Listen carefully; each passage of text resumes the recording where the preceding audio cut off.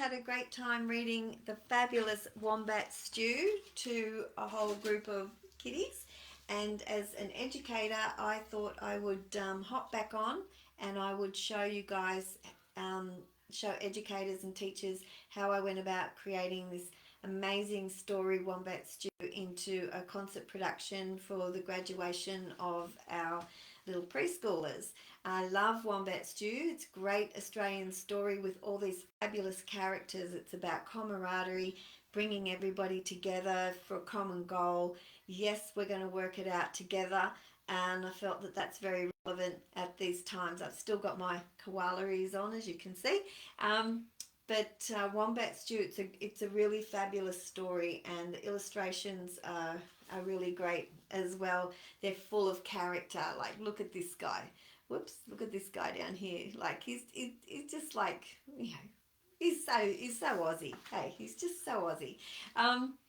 So how did I go about it? Well, the first thing I did was I actually photocopied every page in the book, and children, when they flick through the book, they get it, but it'd be very hard for them to remember the order and the process. So what I did over here, you can see I actually made it linear, and although I've got it in rows right now, this actually ran right across the room, just one huge long line, so the children could just walk up to it and see that the lizard came after the emu, and the emu came after the platypus, and so on and so on.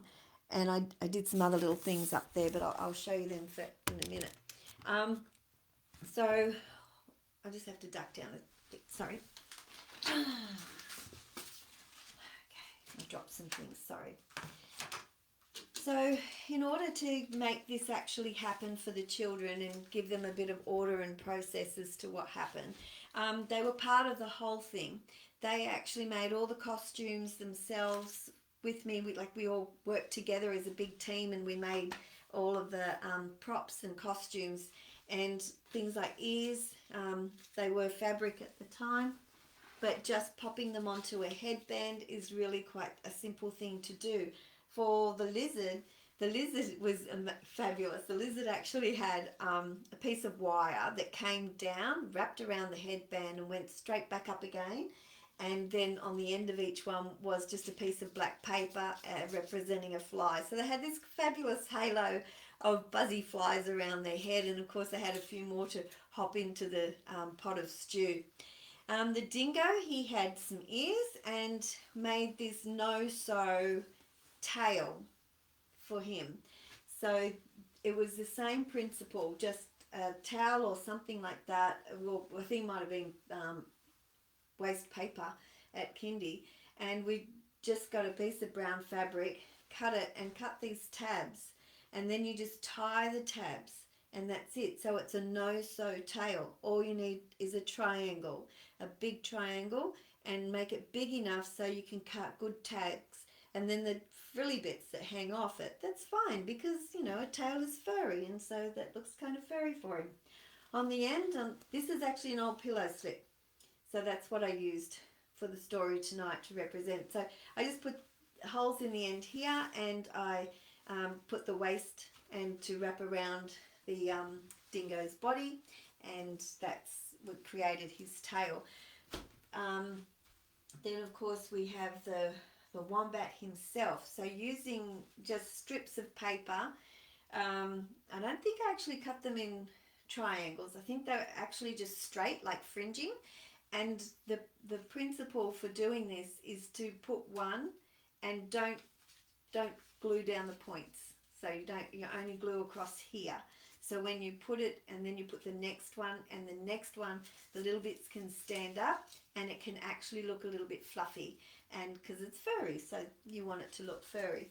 Then I had some bugs. So this one's actually made from an old face mask, not used of course, and cut the string a little bit shorter and tied a knot. So when I put the legs on, cut them out like a spider shape, hold them tall, and then put the staple down here. So when the leg flops over, you can pull and roll around your finger, so they'll get a little bit curly. And so he's just coloured in with black texture. Really simple, but, you know, gives kids something to do. I've really tried to use props in what I'm doing for this story time to just be things that they can get from home. But for the graduation, of course, that's helpful these days, but in 2019 we didn't do that. So we have the dingo, we had koala with his ears, he had a little black nose, he was very cute. Emu, I made one of those snapper things, you know, out of paper. You make a little thing, so you can put some eyes on it and a few feathers. And then we got a box and covered the box in sort of feathers and a piece of fabric and some feathers and tied it on, you know, like an old lady's bustle. It used to be called a bustle, that big boof thing that went on to make a bum look really big. So the emu had one of those on their butt, and then they had the big snapper thing, and of course she just fluffed in her feathers, and then gave each character you know, like a different personality so that it could really bring the show to life. The gum nuts, well, I think we actually just used gum nuts for the koala because that was a pretty simple thing to do and sort of made sense. What else was there? Oh, bugs and grubs and creepy crawlies. You know, you can just use a bit of brown fabric. I just tied this up with a piece of string so that it made a bit of blob of mud, or represent a bit of mud. So, you know, you can get a bit creative with what you do. But to actually get the kids and to do the story, so I created these cards, and these cards all represent the character that they were doing. So when I created them, I did a few things. One, I had a number on them. So it's all trying to relate to how children learn or how they remember is what it's about. Teaching people in generally, it's about making a connection as to how they will remember and recall the information for when they need it at a later time. So they all had a number. It had the name because we're trying to teach them to read. Had the image, so that's a visual image representation of what it is that they are. And again, it's all connecting it together. And the colour was yellow. So here's the wombat. So the wombat walked on the stage first. He had to amble on by himself and scratch around in the dirt. Actually, I'm sorry, I'm going to back it up a little bit. Prior to when the show first started, I had a couple of young ones. We copied this text on the back of the book, and they had it there, and they read it in front of this room absolutely packed with families. Never seen a room so crowded. It was incredible. Doing this show was the absolute best thing I have ever done, and the rewards that it gave the kids, long life, all their life. They will remember the process of bringing this story from a storybook onto a stage. It was huge, and it was amazing. So the girls got up and they read the text to this huge room of crowd of people. Then along comes the little wombat, and he was number one, and he just sort of snuck in, and he was sort of scratching around in the dirt, and along comes in a couple of kookaburras. So the kookaburras flutter in, they flutter around the pot and this and that, and they just sort of create a bit of atmosphere in the room because they're fluttering about. And then comes along, of course, good old cheeky Dingo. Now, we had 26 kids in our room, so of course we had 2 dingoes. Why not? We had 3 lizards, so that's okay. Everybody needed a part. The hilarious thing about the dingo was, at the time, the 2 children who did it had never met. They came to the kindy on different days, and they were both such great characters that when they were each saying bits and pieces, they were laughing at each other. They were just incredible. The platypus, again, another colour, number 4. He was the 4th one who sort of waddled up. And then, of course, we had the emu. So the platypus being in contrast, like real blokey, you know, like bow-legged, and he wobbles up the bank, and he's got his wobbly hat on. And then we get to the emu. And with the emu, you know, made her a little more graceful and gave her a bit of a tone, and so that she was a bit more slender and slow and moved slower, you know, to create a bit of contrast between the characters. The lizard, when we did the lizard, we had 3 little lizards, and they just sort of made them a bit slinky and move around, and they did this with their voice, and it was really cool. And of course they had their halo of flies buzzing around the top of their head and dropped their flies in. They were fabulous. And they all had their little part to say. They all knew their little parts that they had to say, but to the dingo. Then we had Echidna.